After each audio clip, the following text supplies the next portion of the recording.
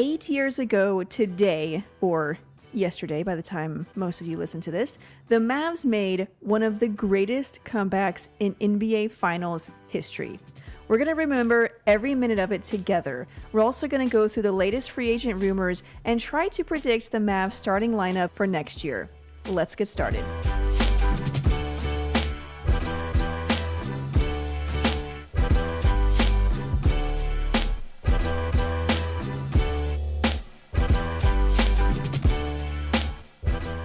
Welcome to the Dallas Hoops Fancast, a podcast for Mavs fans. I'm your host, Sydney. I'm here with my co-host, Martin.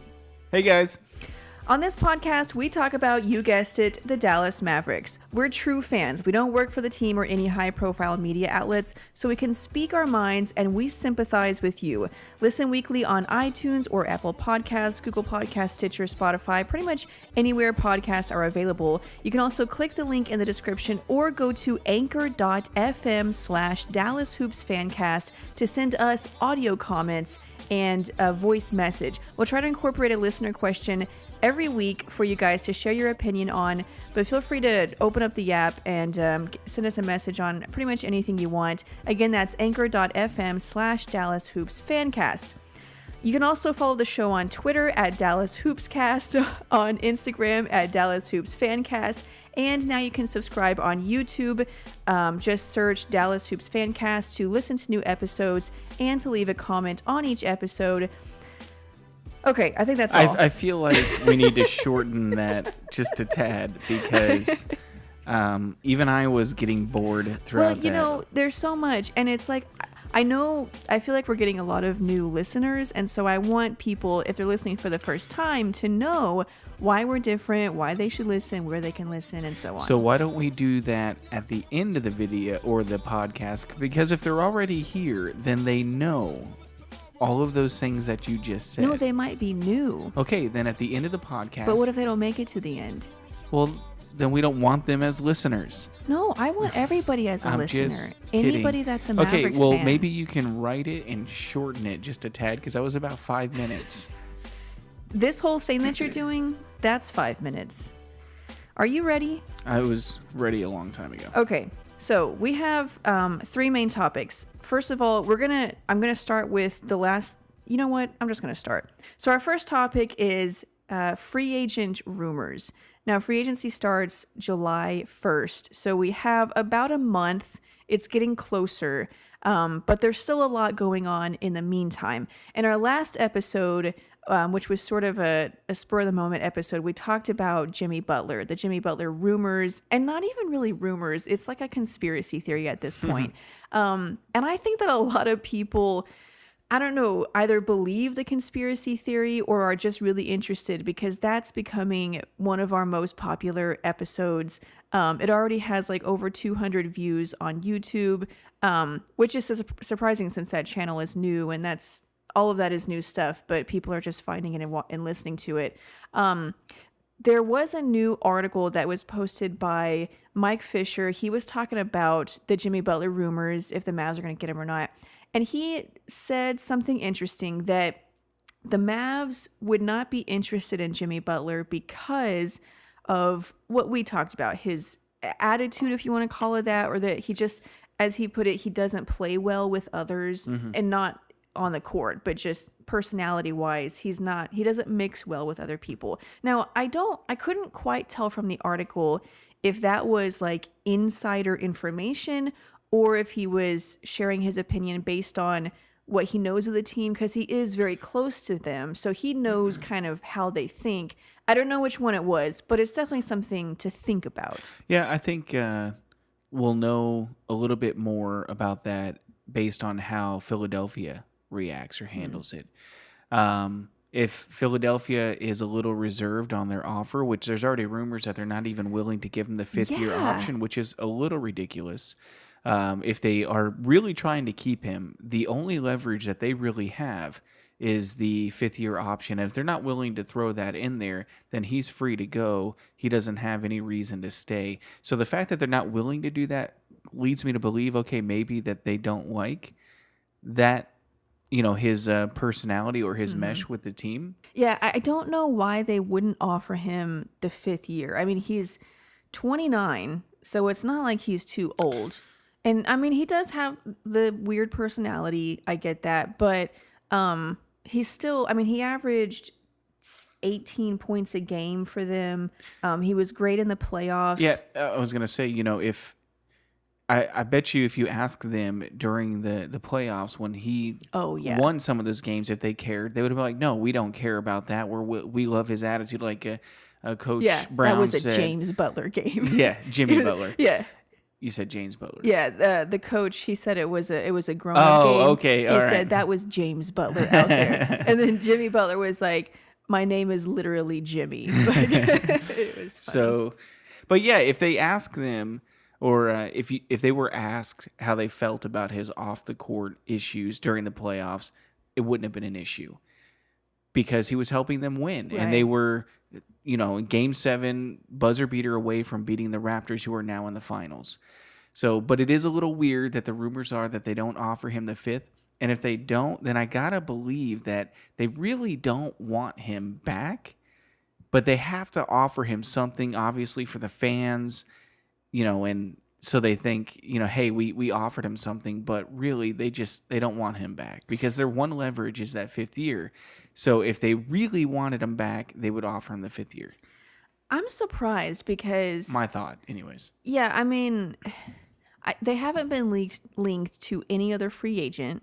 So if they don't re-sign him, then they would have just their team minus Jimmy Butler, which is not better. It's worse, obviously, because you're losing one of your best players. Tobias Harris is also a free agent, and we don't know if they're bringing him back. Probably. If they don't bring back Jimmy Butler, they better bring back Tobias Harris. So it is kind of interesting that they're not, at least from what we've heard, they're not willing to offer. They're not sold on offering the 5th year.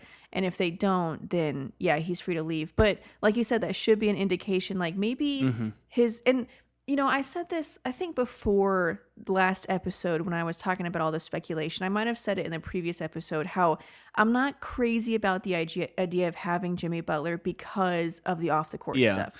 And then like once I started hearing those rumors, like you said, I kind of started warming up to the idea, but maybe we should pump the brakes a little bit and be like, you know what? That is a big deal. Like, we should be concerned about that. Yeah, I mean, the last thing you want is Jimmy and Luka, having a battle or yelling at each other in practice. Now, Luka's a little bit more strong-willed or tougher than Karl Anthony Towns or Andrew Wiggins, who kind of just wilted under the pressure.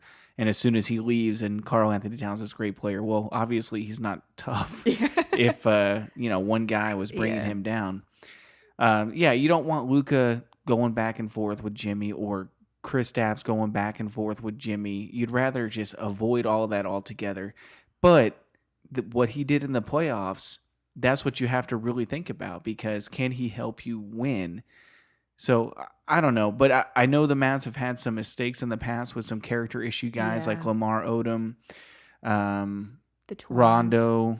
Rondo. Yeah, the Twins. The Twans. The Twans. Well, it was really Antoine Walker that was the problem. But the more recent ones with Rondo, Cuban has said that he will not deal with character issue guys. Like anymore. He's done dealing with them. So if that's the case and Jimmy has a character issue, then they wouldn't be interested. Yeah, then they're definitely out. Yeah. And like you said, Luka has a pretty strong or not personality, but he's strong-willed. Yeah, he's tough. He's not going to back down. Yeah, and Porzingis does too. Right. I mean, I always thought of him as kind of like this shy sort of European guy, maybe just because I assumed they're all like that. But when you watch him play, and then when he talks, it's like, this guy knows who he knows who he is. He knows what he is, and he's not afraid. He's not intimidated or afraid. Yeah. Yeah. So that could cause problems. They've also had other character guys that weren't such a big problem. Like we had heard stuff about Monte Ellis when they had him. He was fine. Now maybe all those rumors weren't true, so maybe that's why he was okay. Well, one of the things that helps is having Dirk, because Dirk, the team is Dirk. Dirk is the team. So if you have a problem and Dirk has a problem with it, you better correct it or you're gone. Yeah. And Dirk just had an infectious personality where he can relate to everybody. And I think Monte really related to him, or, developed a bond with him. And JJ is a lot like that. JJ Yeah. has a command and a presence in the locker room, so he can offset that a little bit. And I think he did that this year with the whole Luka. I remember in the beginning, a Yeah. lot of these It was like rumors coming Luca out. and Wesley and Yes, and DeAndre, DeAndre and and they and wouldn't give him clearly the ball. right. And And there yeah. was clearly something really there Yeah. because you can see it on the court. That one Yeah. rebound where he stole from Luca. Yeah. It was like, hey, I'm the rebounder. Get out of the Yeah. way. Well, And and like the video that I posted on Twitter it was in the Spurs game, I think, where it was kind of the game where he stopped caring that no one was giving him the ball. He would, like, if he got it, he would Luka? just shoot it. Yeah, yeah, Luca. yeah, yeah. And so, yeah, he shot it, and then he mouthed as he was going back, Give me give me the the freaking ball. yeah. So, Not so nice. yeah, not quite like that. But yeah, he has a strong personality. And then also, who was he? Delonte West. hmm So he had some LeBron's best friend. personality issues. But he seemed fine. I Mhm. mean, I know there were things probably going on, but he seemed to handle things okay. Now, who knows what it took to keep those guys on an even keel. So maybe even Mhm. though it seemed to work out, Cuban still just doesn't want to mess with it, which I can understand. I don't blame him for that. Yeah, and I think the difference with them and Jimmy and Rondo, like Jimmy and Rondo are established. Like Rondo, when they True. got him, was a star, and he had been a star in the league. He was a champion. Jimmy's an all-star, so maybe he thinks he's above that, above Yeah. JJ and Carlisle and all that, like Rondo. Yeah. So I don't know if Jimmy does have character issues. In all honesty, we as great as he would be, you just don't want him in your locker room because then I mean think this year there were so many rumors about all the locker room issues with the Yeah. Mavs. It was really getting annoying and it was sad to see. And you don't want to do that going into next year or having those issues next season. Yeah. Because then it's not even about what's going on the court. Yeah. Because there's just so much other crap. Yeah. Like win or lose. Like even if you win, it's not really a win Mhm. because you never know when something's gonna. Explode. Yeah. So Jimmy's still a rumor, but Now time will tell. seems less likely. Yeah. Yeah. So the other guy that that they've been linked to is Kemba Walker. And again, we're still not, I mean, at this point, we're just reading into like everything. So Kemba Walker, he was doing an interview. He talked about a lot of things, but one of the things that came up was free agency, how all these teams are pursuing him. And this was his response to that. His quote, he said, "Charlotte is my home. I've been here for 8 years, and it's been the most amazing 8 years of my life. My family, they love it. The fans love me. The organization has been great and gave me my opportunity." So it sounds like he definitely feels some loyalty there, which I can respect that. I mean, it's true. They drafted him. They've stuck with him for 8 years. They've allowed him to grow. They've helped him to grow. And there's some guys that staying with one team for your career, the majority of your career, really means something, and he might be that kind of guy. So it sounds like he might test free agency and maybe he'll leave, but it's not clear. Like it's not like he's ready to leave now. Yeah, we'll see. I think a lot of it could be he wants to make sure Charlotte offers him the supermax, and so I love Charlotte. If he's already hinting that he's out the door, Yeah. then why would you give somebody a supermax that doesn't really want to be there? Because then he's only staying for because of the that. money. Yeah. And obviously others could say, well, in order to keep him, you offer him the supermax. Yeah, you do, but there's it's got to be more than just that. And Well, it's like the Sixers. Maybe they're not willing to offer the 5th year because they feel like he doesn't really want to be there. Right. That's just total speculation. But to your point, we're fans. We can say what we want. Yeah. Yeah. Yeah. So, the supermax, honestly, if I'm Charlotte, I don't offer him the supermax because that's $40 million a year. That's 40% of your team's salary. Yeah. And you've never really had a successful season with Kemba as your main guy. And your supermax guy's got to be your main guy. I do think, I don't know, I feel like they should offer it to him because if they don't, it's not like they have a better option. And you never, you keep him, who knows what trades you can make, you keep building a team. I just think that you need a superstar. You have a star or a superstar, depending on who you talk to. I think you keep him. Yeah. I mean, if I'm Charlotte, I'm thinking about moving on and starting over because they are really cash strapped. I mean, they gave um, what's his name? The guy we always like, the Frenchman. Oh.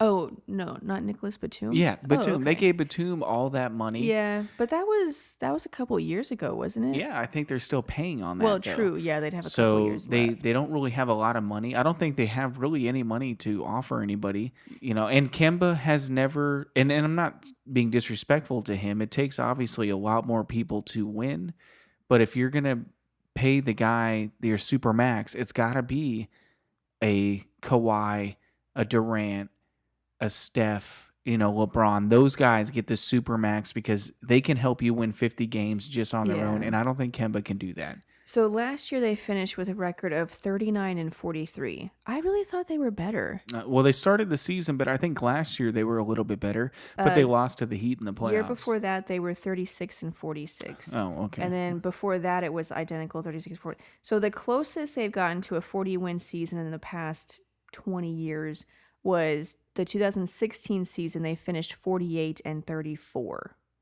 So they've never. And that was the year I think they had Dwight.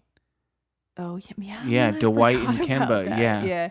Yeah. So they haven't been great, and that's in the East. Now I will say the East is stronger than it was. It's top heavy. You still have like Yeah. a below 500 True, team. yeah. I think the Pistons Yeah. were below 500. So like it is a more challenging conference than it used to be, but it's still not like the West. So to finish 39 and 43, that's still not.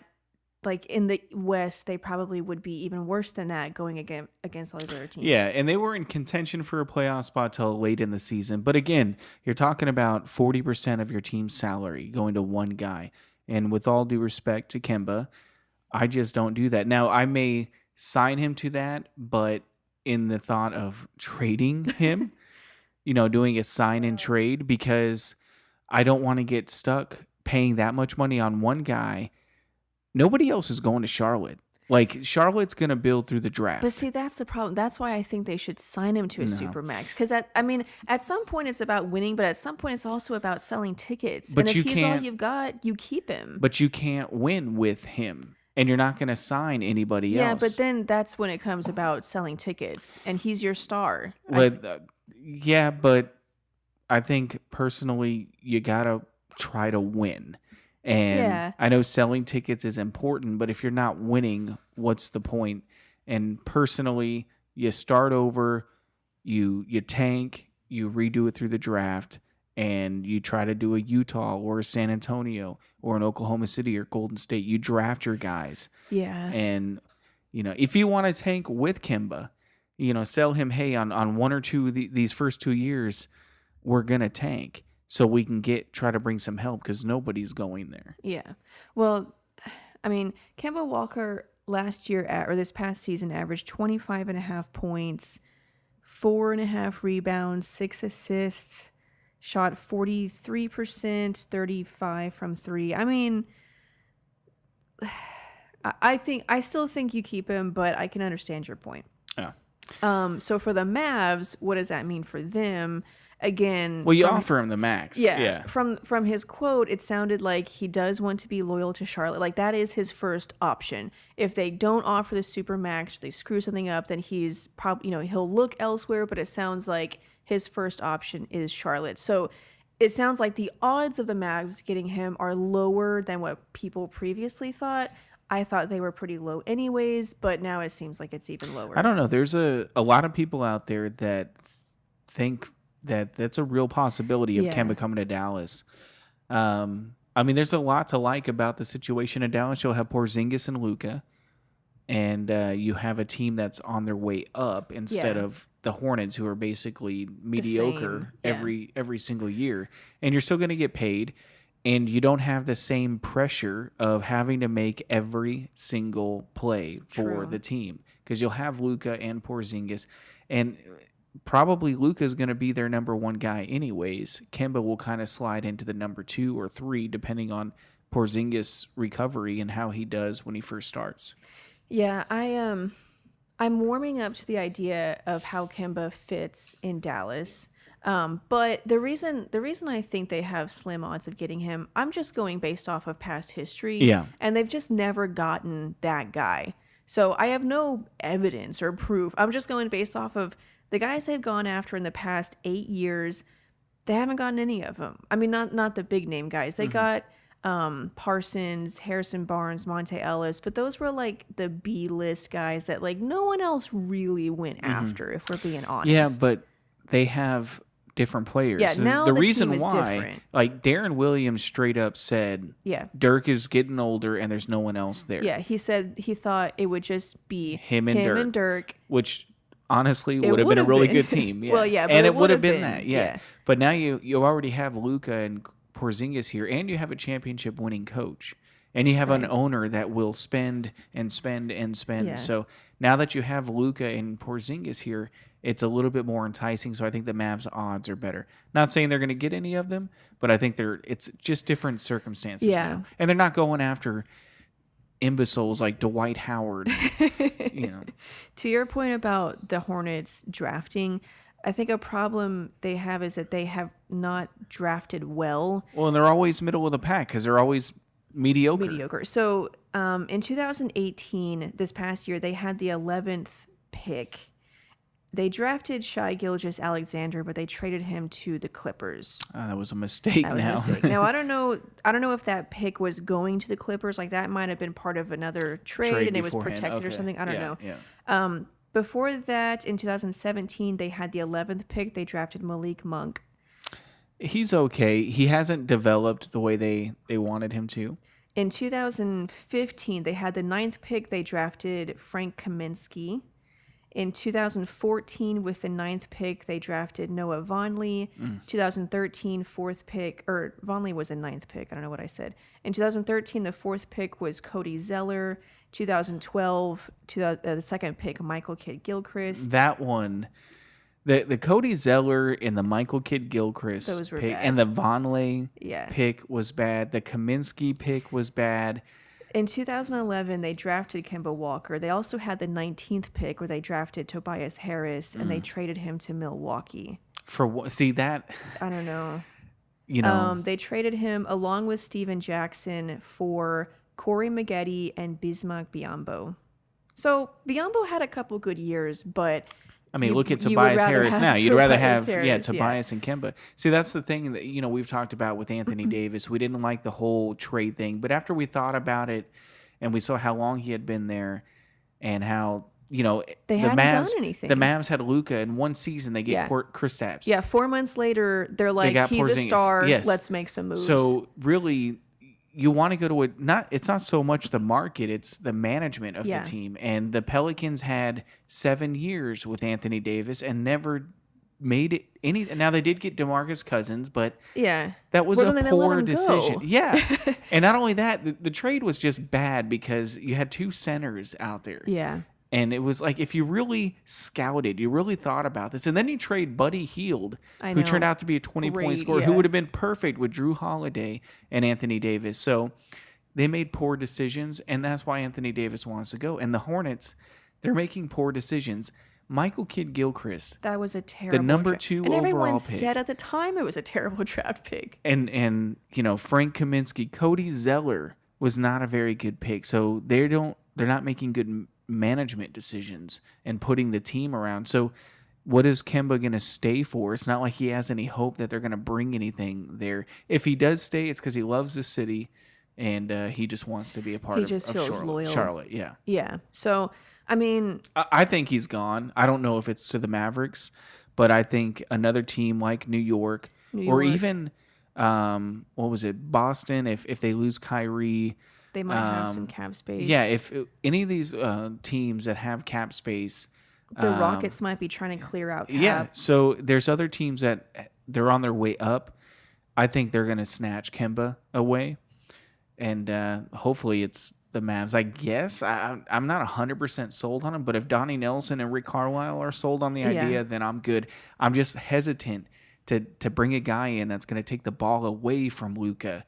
Yeah. After that great rookie year, I feel like you should build around that. Well, I think we're so protective of Luka, and this is a product. He's our baby. Yeah, this is a product of being a Mavs fan is that, you're biased about anything to do with the Mavs. So we think Luka is like, he's going to be an MVP in like 5 years. And so we want him to have the ball every single possession, Yes. take every shot, everything. But the fact is, it's not that he can't do that, but he shouldn't do that. He can't make every play. You look at the teams you'd be going, the Warriors, Rockets, the Spurs, Thunder, Toronto, all these teams have multiple playmakers, multiple stars. And so as much as I want Luka to take every shot, I know that it's not good for winning. Yeah, and do you want him to be James Harden averaging 36, 10, and 10? On 40 shots, On 40, where he has the ball 90% of the time. Yeah, that would be a lot of fun, but you're not going to win. Right. Or you can be Kevin Durant, average 26 points a game and win 15 championships because he went to the best team in the league. So, but there's a lot of other free agents I want to get to. I feel like we're spending a lot of time on those two. Okay, so that was we covered Kemba Walker, Jimmy Butler. You talked about we've talked about Malcolm Brogdon in the past. I think personally, my opinion, that's the Mavs' secret actual target. Write it down. Write it down. You heard it here first. Malcolm Brogdon is gonna be a Mav. But not just that he will be a Mav, but he's actually their number one target. I personally think, how can he not be? He is a Carlisle guy. He is a Maverick guy. That his personality, his style is just absolutely perfect next to Luka. It's like if you were to craft and build the perfect player to be next to Luka at that guard spot, it's Malcolm Brogdon. And it's perfect timing because Milwaukee, they have a lot of guys that are free agents. They have some decisions to make. Yeah. And Giannis will be a free agent soon. And the Mavs, I don't think they want to give Malcolm the max, but I think they'll have to get close to that or be at that in order to bring him or get him away from Milwaukee. But I think Malcolm, and I'm hoping Malcolm Brogdon is a Mav next year. Now, a lot of people have said they won't go after Brogdon because he's restricted. They would have to wait 3 days to hear something back. And in the meantime, guys like Kemba and Bojan and Patrick, all these other guys could be gone. And then if Milwaukee does match, then they're screwed. Yeah, but I don't think everybody's still talking. True. I don't think Bojan, he's still gonna listen. He's still if the Mavs say, "Hey Bojan, the Mavs want Malcolm. They want you too. We got to wait for this. If you just give us 3 days." I really don't, unless somebody comes in and it's, the Toronto Raptors and they say, "Kawhi, stay and come play with us. We're going to win another championship if they win." So and we talked about at the combine, all the decisions are kind of already made. So I don't think that I think everybody kind of already knows what's going to happen. And if Milwaukee does decide to match, then so be it. I'm sure there's other people. There's also rumors of trades that if the Mavs don't get the players that they want in free agency, there's a lot of trade partners out there for a couple of players. Yeah, so we can talk about those, but I agree with what you're saying about how things are going on right now too. I've kind of come to the understanding, I realize now that as fans, we look at trade rumors and the trade deadline or free agency starts July 1st. Everyone's talking now, but I realize now that all this crap is already happening. Teams are already talking, owners and GMs talk, players talk, they have lunch with some guy. They have ideas of what they're doing. Stuff is already happening. A lot of the guys probably already know what they're going to do. Mm-hmm. We were talking about Kevin Durant probably already knows what he wants to do. Kyrie. So I don't think it's oh man, we got to wait 3 days. We have no idea. It's they might not know, but they probably have an idea. Yeah. So I agree. But trade rumors. Well, first, there's some other guys. Danny Green was, it's not really a rumor, but it was an article that they had talked about was Danny Green, which I kind of like that fit. Obviously, that's not a number one guy. Yeah, but it's a good fit. If you get Kemba, for example, Danny Green would be perfect to have in there, depending on how the Mavs want to run their starting lineup. But the trade rumors or the ideas that were suggested, I don't know if they're actual official rumors from Wojnarowski or Stein or whatever, but that was Kevin Love, because the Mavs can absorb Kevin's contract outright, and the Cavs owe so much money Yeah. to their team, which is like the worst team in the league. Well, they can absorb it through cap space or through the trade exception. Yeah, So, exactly. Ideally, the trade exception. Yeah, Obviously. yeah. So, and that honestly, like that helps with the rebounding problem. And if you got Love and Porzingis pick and roll with Shooting, yeah. it would be ridiculous because Kevin Love and Porzingis are sharpshooters. That would be a lot like the Mavs or Ellis, Parsons, Chandler. Yeah, and they were like the number one offense. Yeah, Their defense was Dirk. like, but offensively, they it were was unstoppable. amazing, And they had like 6 30-point victories that year, and then they did the trade for Rondo and all went downhill. Screwed it up, yeah. But they were historically good that year. Like yes. they set records with some of their because they had so blowouts. much shooting and spacing, and the pick and roll with Ellis. It was Dirk, unbelievable. And it Tyson. Was, yeah. So that one, another one. So you had Kevin Love. The other one was Danilo Gallinari. Gallinari, yeah. Gallinari had a great year this year. And so if the Mavs whiff on whoever they want in free agency, there's some teams like the Cavs are going to trade Kevin Love. There's no way they're going to continue to pay him and win 18 games next year. Like, it's just ridiculous. And then Gallinari has no place in the Clippers land. They want, especially if they can, let's say 2 max guys agree to go to the Clippers, they will have to trade Gallinari. True, yeah. And at that point, they'll just give him away. They would have to, yeah. Yeah. And they wouldn't care. And who's going to take that much money? Well, the team that has the exception. Yeah. So, yeah, because Gallinari is owed 22. Yeah. Yeah, So, 22. Are those number one guys? No, I mean, but Gallinari averaged 19 points per game last year. right. And the thing is with Donnie like is gonna try to get the top guy, but he's always gonna put a team. So if he's got A, B, C, D, and E options. So next year maybe they're not the championship team, but they're gonna be winning 50 games, and they're gonna have guys there. As long as Cuban gets that 1 year. Another thing with Gallinari is it's just 1 year. So, true. That would help Everybody's them a lot. happy. Yeah, exactly. So let's try to predict next year's starting lineup. We know Porzingis and we know Luka, and I think we're pretty sure about Powell.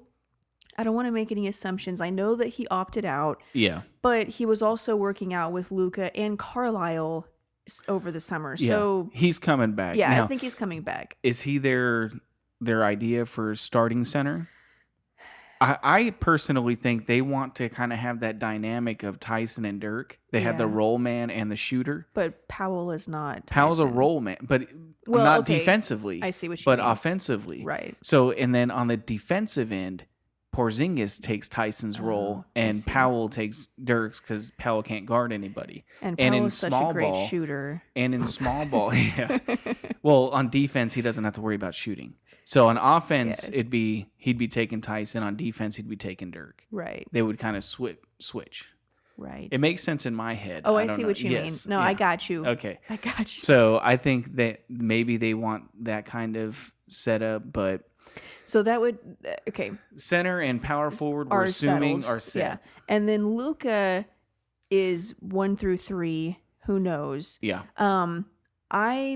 For some reason, I just think that Beverly, as a Mav, I think he's a Mav. And so I think he would start at either 1 or 2. I have a good feeling about Brogdon. I mean, I think it's going to be. Well, and I'm not even really sure about Brogdon. I just have a good feeling about him. Mm-hmm. But like I said, they don't have a history of getting those kinds of guys. So I want to say it's Beverly, Luka. Brogdon's not one of those kind of guys. Though. He's one of the lesser known ones. Yeah. But I want to say Beverly, Luka, and then I'm gonna be a Johnny Raincloud and be like, they don't really get anybody else. And then their 3 would Well, they got to get somebody. Their team's got to be. Well, filled they could up. be Finney-Smith to start at the 3. I mean, I'm just saying. Like, I'm just gonna. I'd rather have Justin Jackson. I'm gonna be a realist and just not let my heart get into it and just say it's not gonna work out, and that's okay because I still got Porzingis and Luka. Yeah. Yeah. I'm gonna say so. You're going Beverly, Luka, Finney-Smith, KP, and Powell. Yeah. I'm going to go with Beverly as well. I think that's a lock. I don't know why. I don't know why. It's just a lock. Like, he just seems like the Mavs are in love with him. Yeah. And he actually is a good fit next to Luka. 3-and-D, a legit 3-and-D, not like Wes Matthews. Couldn't guard anybody or shoot efficiently if his life guard depended. James Harden. That's the only guy he can guard. Because he's slow and... Yes. Yeah. They tried putting him on Damian Lillard. It was right by him. It's like, why? Why are we doing this? Well, he's a big, strong defender. Yeah, but he can't stay in front of anybody. Anyways, so... I think a big strong defender. Well, that was the thought. He's got all that strength. So, but those post ups though. With Wes, yeah. I mean, there had to be something to it because he goes to Indiana, and what do they start doing? They start posting up Wes, and even the Indiana fans were like, if I see another Wes Matthews post up. And it's like, why? I feel your pain, man. Yes. And what is it about his post-up? Does he demand post-ups? I think they just saw Carlisle do it. And they were like, if Carlisle's doing it must be a good idea. And Carlisle might have been doing that to shut him up. Who knows? Or there's some super advanced stat that supports it. Well, like you said, whatever the numbers say, it's they're wrong. Okay, I don't care. If there's an advanced stat that supports a Wes Matthews post-up, that stat needs to be reevaluated, okay? Because the eye test is telling me that is the wrong move to make. The number of times he dribbled it off his foot or threw it out of bounds or jacked up some shot. Oh, man. You remember, I was thinking about this. I know we're getting off topic. Remember that first Laker game? The Mavs against the Lakers, and the Mavs were down by like 12 with 3 minutes left. Oh, and Luka had this great comeback, hit the game tying shot. Then LeBron comes down, and Matthews fouls him. 38, and I remember that contributed to our conspiracy that the players didn't actually like Luka. They didn't want him to have that victory. It was the dumbest foul in the world. And it looked like a frustration foul because he kind of just swung at his arm. And it was... Yes, like, and even LeBron was like, dude, thanks. Yeah, thank you. We just won the game because you fouled like an idiot. Oh, it was so awesome. So, anyways, I'm going to say Patrick Beverly, Luka, Porzingis, Capowell, and I'm going to go with the other wing/guard as Malcolm Brogdon. I think the Mavs... So the same exact lineup as I said. Well, you didn't have Brogdon. You had Finney-Smith. Oh, yeah, you're right. Yeah. Wow. I think the Mavs take Malcolm Brogdon. I think they have to way overpay him to get him. But I think they do it, and I think they see it as a good thing because Luka's on his rookie year. They can afford to overpay a player. Milwaukee cannot afford that right now because they have all these contracts. Mm-hmm. And they made it to the Eastern Conference Finals without him. True. So there's no need in their mind to sign him to a max deal. So I think the Mavs get Malcolm Brogdon. That's assuming that they're even interested in Malcolm Brogdon. I am assuming that they are, and the fact that they have never mentioned his name leads me to believe that. It's like the Jimmy Butler thing. Because there's no rumors, that means that this is turning into a super long podcast. Okay. So, 8 years ago today or yesterday, depending on when you're listening to this, or last week, who knows? It'll be, okay. The Mavs had one of the greatest comebacks in NBA Finals history, and I want to relive it. We won't spend like an insane amount of time on this. I feel like we will. Yeah, I feel like we probably will actually. I'm going to take that back. We're going to spend an insane amount of time on this. Well, don't scare them away. Because it was one of the greatest moments in my history of being a Mavs fan. Any Mavs fan. Yeah. Now, obviously, winning the championship, Game 6, that's number one. But I would say this is number two because it was such an amazing comeback. It was so amazing to watch. So I think it is officially the greatest comeback. Well, because of the lead and the time remaining. Maybe it wasn't the biggest comeback. I was going to say greatest makes it sound like it's a matter of opinion. Yeah. So I don't know how we have you the right that. opinion. Yeah, so we're right. Yeah. Okay, so the comeback started in the fourth quarter. Where is it? With 7:14 left in the game. Dwayne Wade hit a 3 that put the Heat up by let me see. It was 73-88 at that point. That's a 15-point lead. James to Chalmers. Wade the corner. That's good. Three-pointer from Dwayne Wade. And the Heat have blown this game open.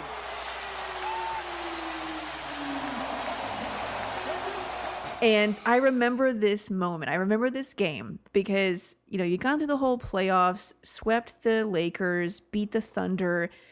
You lost game 1, but we were like, it's okay. I mean, you're not going to win. Winning on the road is difficult. We were kind of okay with game 1. They played a little scared.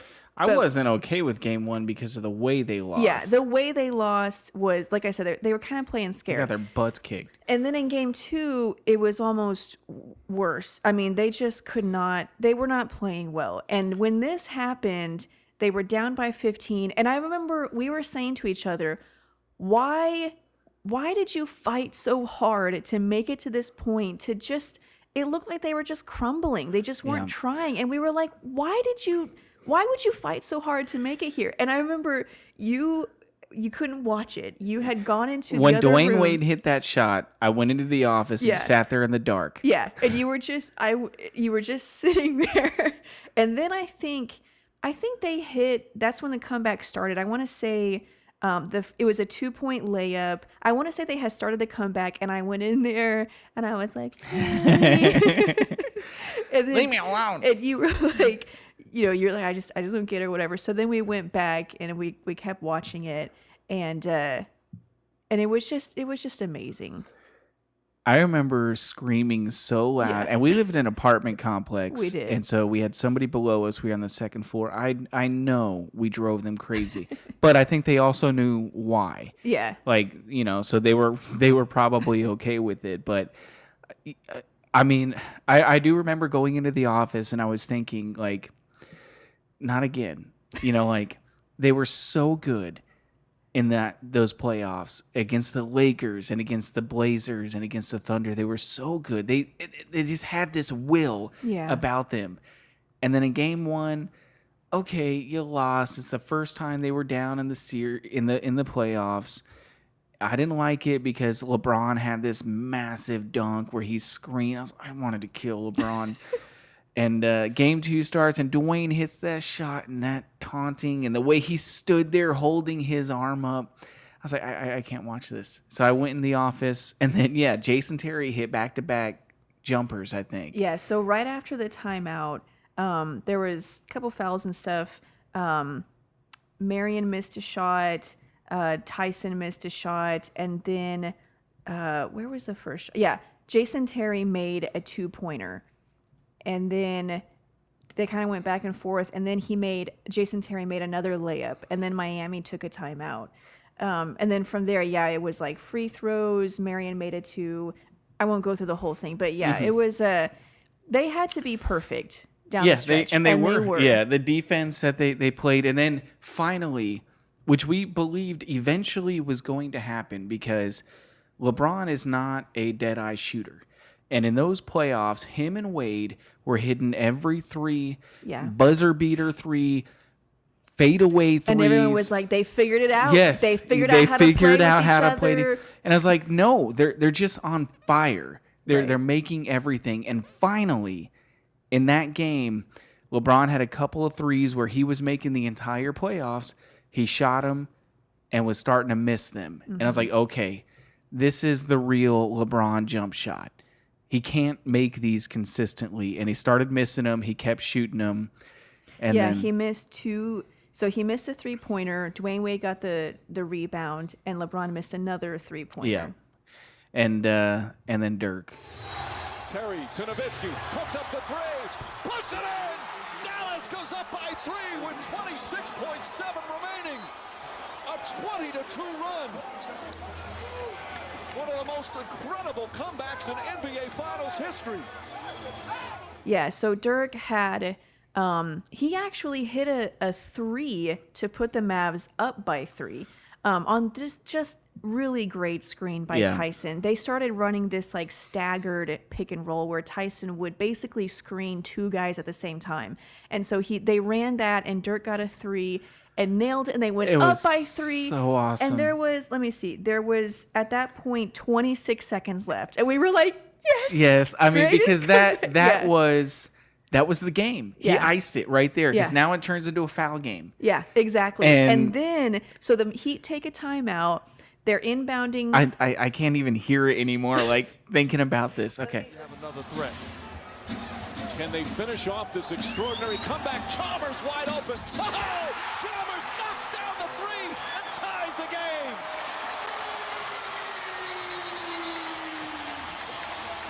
Yeah, I remember being so nervous when he made that shot because I was like, "Oh my god, you can't have this huge When Chalmers comeback." hit it? Yes. Because they had this huge comeback. You can't go down 0-2.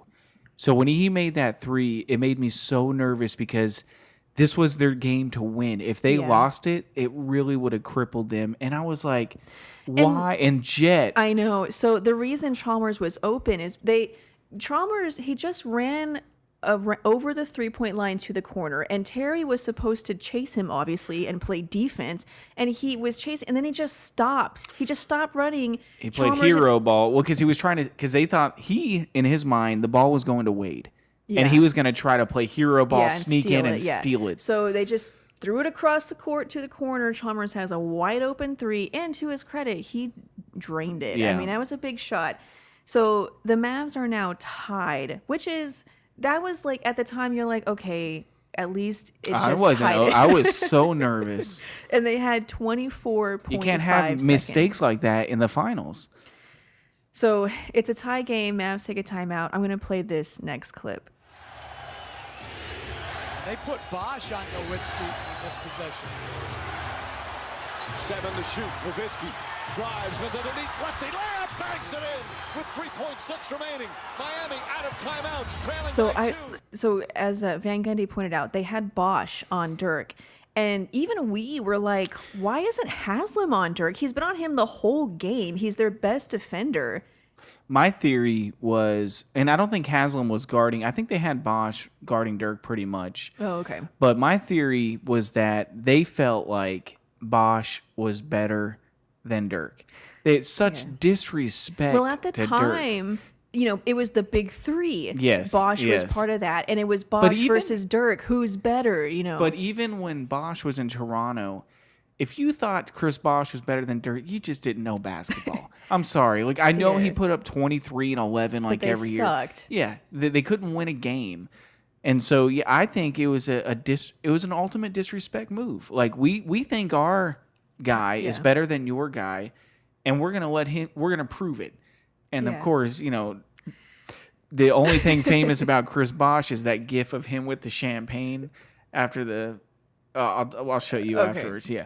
But anyway, so yeah, it was a disrespectful move, I think, personally. And then Dirk torched him because they didn't have the respect for Dirk that they had for their players, that the Mavs had for the Heat. Yeah, and that play, it was so perfect. So Dirk had it, and he started going, and he did just a little shoulder fake, and Bosch he fell for the fake and thought Dirk was gonna stop and pull up and shoot a jumper, and so he fell for it and kind of jumped up, and then Dirk just went right by him with a unique lefty layup. and Bang! yeah, Mike Breen's bang, yeah, and it was just great. You know how many times I have watched that YouTube I video? don't wanna It's know. disturbing. Are you sure you want to share that? You don't even need to. I can probably quote it because I remember. Lefty layup, bang! I remember Jeff Van Gundy that they put Bosch on Nowitzki. Yeah. Like he was so shocked. And that's what really, everybody was It's thinking. like what? And they had a foul to give. Yeah, and they didn't. Well, And that's they why- didn't help. Yeah, that's why LeBron Dirk stood there. That's why Dirk went so early, because they had the foul to give, and he thought they would use it, and then they would reset. And then when they didn't, he just went for it. And I then don't know why the they famous LeBron's help side defense became apparent in that finals. Like Yeah. he literally watched Dirk go right by him. Yeah, he did kind of come over, but it was late. Yeah, it was lazy. It wasn't a full It wasn't complete with because intention. they all played Dirk with the jump shot. Yeah. And obviously you have to because he's made, especially that finals. So Yeah. So then there's 3 seconds left, and this is one of my favorite images of Dwayne Wade, whenever he tries to make that. Oh, yeah. So I'm going to play the clip. Miami out of timeouts, trailing by 2. James back to Wade. Wade puts it up for the win. Off the mark, and Dallas has tied the finals with one of the most incredible comebacks in NBA Finals history. So this is the clip where it shows Dwayne Wade and he's on the ground because he had flopped trying to get the foul. Like, they're going to call it there. And he's holding his eye, he's kind of like wiping his eye, like trying to sell the. Hey, and he's he hit like, me in the face. Yeah, and then he's like, "Wait a minute, this is stupid. We just lost." So that he gets helped up. But I remember that shot because it was actually close. It was scary. It bounced off the back of the rim, and so even then I was like, "Oh my god, it's gonna go in." I saw the whole thing in my head. It goes in. Wade is the greatest of all time. The Heat win. It's the end of my life. That was the longest 3.5 seconds ever. And then when he shot it, like, it was like just slow motion, and then finally, like, you can breathe. Yeah. And it was like, oh, thank you. And they won the game, and then it was all, it was funny because we were all uplifted after that. We were okay, we're back. Yeah. And then they go and lose game 3. I know. And Dirk was like, we have to stay focused in game 3. We cannot have a comeback like this and then lose game 3. And then they lost game game 3. And we were like, crap. Yeah. But they ended up winning the series. They were just tough that year. And that comeback, I think, was part of it. It was awesome. I could watch that over and over. I have. So this is the 8-year anniversary. Next Wednesday, I think, is the 8-year anniversary of Game 6, the championship. So we can talk about Game 6 and the whole championship and everything in our next episode. That episode will be a day late because we won't be here on Sunday, so that episode will be aired on Tuesday. So stay tuned for that episode, and we'll go through the whole Game 6. If there's any new free agency rumors, we're obviously going to talk about that too. But that's pretty much it for the show. Again, guys, follow the show on Spotify, Apple Podcasts. No. We've already YouTube, done it. Twitter, at Goodbye. Dallas Hoops Fancast, Where's the at mute button? Dallas. And on YouTube, you can subscribe there as well. God. And you can follow us on Twitter. I feel like that's so annoying. Like, okay, when I go and watch a YouTube video and I gotta wait 10 seconds for them Make to sure actually you like, share, subscribe, leave a comment, turn on drives notifications. Me nuts. Yeah. Okay, so maybe we gotta find a better way to do this. Anyways, thanks guys. Thanks, guys, for listening. We'll talk to you guys in the next episode. Bye. Tomorrow in this little shop of ours. You're not promised tomorrow in this little shop of